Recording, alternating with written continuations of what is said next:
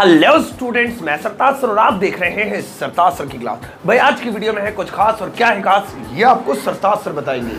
Thank you सरताज। तो भैया आज इस वीडियो में मैं आपके लिए लेकर आया हूँ 5 जोड़ी ऐसे शब्द जो इंग्लिश में तो अलग अलग होते हैं लेकिन हिंदी उनकी बिल्कुल एक जैसी होती है, और ऐसे शब्दों को जुड़वां शब्द कहते हैं। ये वो शब्द हैं जिन्होंने बचपन से लेकर आज तक हमारा दिमाग खराब कर रखा है, लेकिन आज इस वीडियो में सारा क्लियर हो जाएगा। इस वीडियो को एंड तक जरूर देखिएगा। आगे बढ़ने से पहले चैनल को सब्सक्राइब कर लीजिए। सब्सक्रिप्शन बटन के बराबर में बेल आइकन होगा, उसको दबा दीजिए ताकि रोज आने वाली वीडियोस के नोटिफिकेशन आपको बिल्कुल टाइम पर मिल जाए।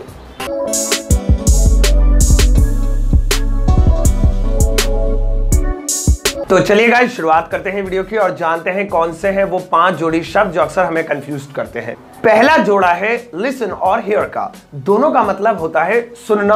अब हम अक्सर कंफ्यूज होते हैं, दोनों का मतलब सुनना है लेकिन ये पता नहीं कहां लिसन लगेगा कहां हियर लगेगा, तो टाइम पर जो दिल में आए वो लगा देते हैं। लेकिन आज के बाद आप ये गलती नहीं करेंगे। अब ध्यान से सुनिए, लिसन वहां पर लगाते हैं जहां पर जो आवाज है वो किसी लैंग्वेज में हो।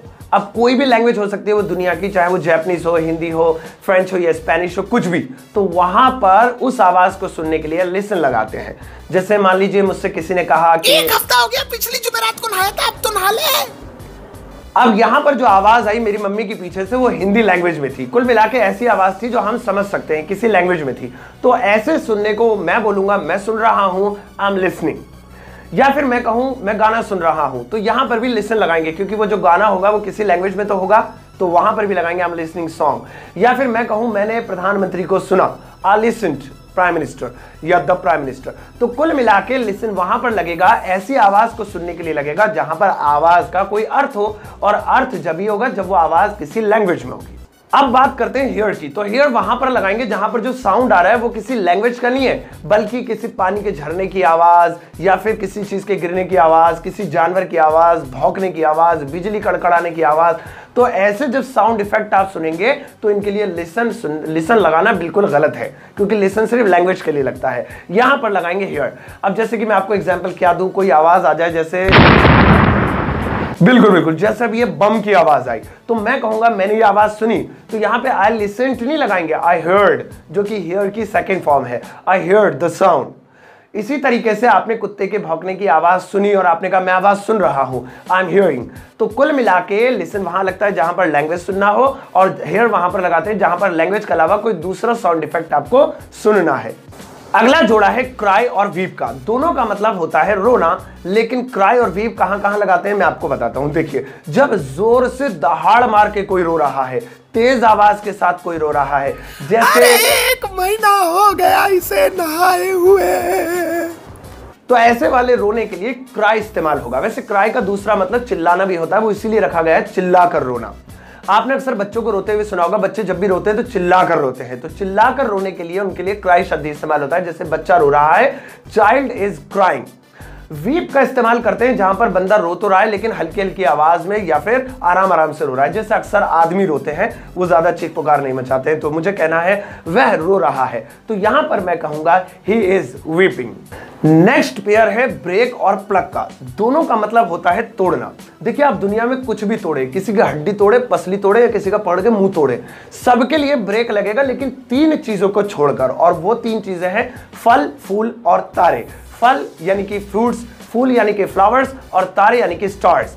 इन तीनों के लिए ब्रेक नहीं प्लग लगाते हैं। जैसे मुझे कहना है मैंने मोबाइल तोड़ा, तो आई ब्रोक, जो कि ब्रेक की सेकंड फॉर्म है, break, broken, I broke mobile, ये द मोबाइल। अब अगर मुझे कहना है मैंने फूल तोड़ा, तो यहां पे ब्रेक नहीं लगाएंगे, आई प्लग्ड, जो कि प्लग की सेकंड फॉर्म है, आई प्लग्ड अ फ्लावर। तो अब आपको दोनों का अर्थ समझ में आ गया होगा। अगला पेयर है रीड और स्टडी का। दोनों का मतलब होता है पढ़ना, और ये 2 वर्ड्स ऐसे हैं जो हमें बहुत ज्यादा कंफ्यूज करते हैं। कंफ्यूज इसलिए करते हैं क्योंकि हम यहां पर एक गलती कर रहे हैं, वो ये है कि रीड का मतलब तो पढ़ना होता है, लेकिन स्टडी का मतलब पढ़ना नहीं, पढ़ाई करना होता है। जब आप किसी चीज को पढ़ते हैं सिर्फ इंफॉर्मेशन लेने के लिए, तो ऐसी कंडीशन में रीड लगाते हैं, और जब आप किसी को एनालाइज करते हैं यानी कि उसकी पूरी हिस्ट्री, केमिस्ट्री, बायोग्राफी सब कुछ खंगाल लेते हैं, उसे स्टडी कहते हैं।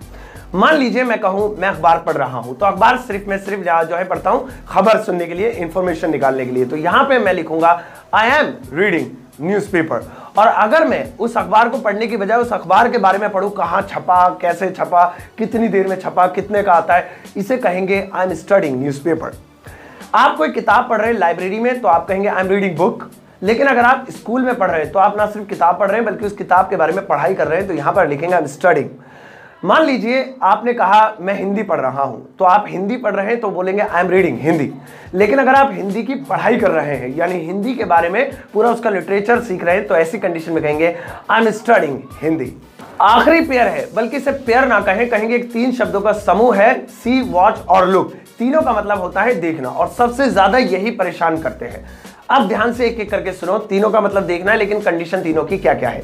पहला है सी, जब आप किसी ऐसी चीज को देख रहे हैं जो स्थिर है, रुकी हुई है, वहां पर सी लगाएंगे। जैसे मैंने ताजमहल देखा, आई सॉ द ताजमहल, यहां पर मैंने सी की सेकंड फॉर्म इस्तेमाल की, वो यूं की यानी सी यूं लगाया क्योंकि ताजमहल एक जगह रुका हुआ है।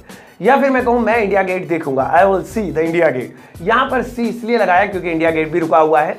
सिर्फ मॉन्यूमेंट या इमारतें ही नहीं, अगर आप, मैं या कोई भी इंसान या जीव रुका हुआ है वहां पर भी सी लगाएंगे, मैं तुम्हें देखूंगा, आई विल सी यू, यानी कि आप रुके हुए हो, बैठे हुए या फिर इस वक्त एक कंडीशन में हो।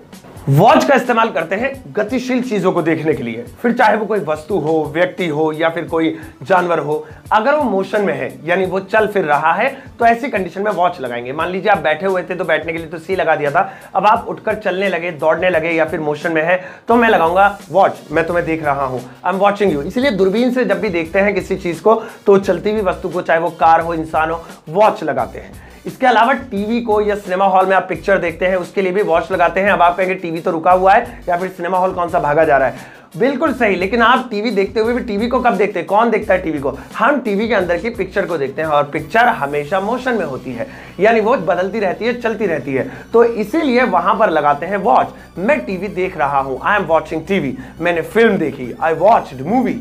आखिरी शब्द है लुक। लेकिन रुको, लुक का मतलब देखना नहीं होता, लुक का मतलब होता है दिखना। वो कहते हैं ना यार तुम्हारा लुक बड़ा अच्छा दिख रहा है आज। अब हमें इसको अगर देखना बनाना है तो इसमें एक वर्ड जोड़ना पड़ेगा और वो है एट। ये एक प्रीपोजिशन है लुक एट। लुक एट का मतलब होता है देखना।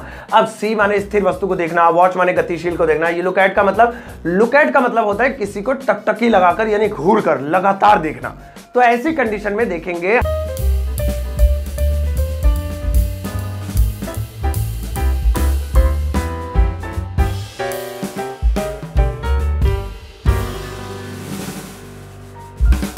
था, I was looking at Sunny, या फिर तुम मुझे घूर रहे हो, you are looking at me, या फिर मैंने उसे घूरा या घूर कर देखा, आई लुक्ड एट हर।